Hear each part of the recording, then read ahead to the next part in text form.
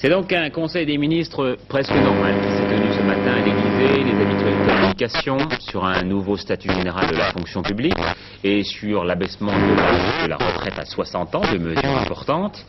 Les habituelles nominations individuelles, ce matin celle de l'ancien directeur adjoint du cabinet de Pierre Mauroy, Jean-Pierre Levade, comme PDG de la compagnie financière de Suez, et celle du général de division Maurice Schmitt, comme major général de l'armée de terre. Vous savez que son prédécesseur, le général Delaunay, en désaccord avec son ministre, a quitté ses fonctions et a été admis dans ce que l'on appelle la deuxième section. Mais il y avait quand même bien des arrière-pensées ce matin à l'Élysée. On sait ce gouvernement sursis, du moins dans sa composition actuelle, et cela n'empêchait pas les ministres de sourire comme si de rien n'était. Bernard Pradino.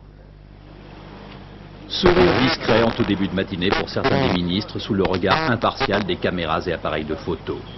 Monsieur Mauroy, premier sur le perron, comme chaque mercredi, l'air sérieux.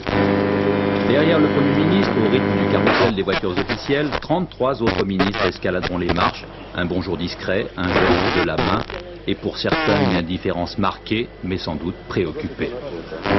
Fin de matinée, sortie du conseil, l'ambiance a changé. Les sourires se font larges, les saluts plus sonores. On note parfois un semblant d'ironie devant cette assemblée de journalistes.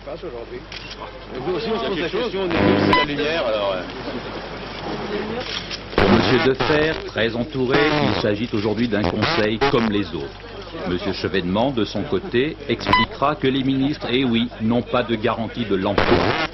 M. Fitterman, qui boite sérieusement opération du ministre, précise que le gouvernement ne va pas en tomber pour autant. Pierre Mauroy, pressé de toutes parts, mais serein et patient, confie enfin son ambition.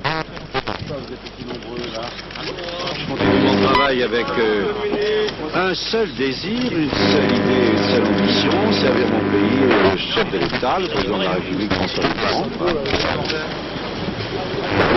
Alors les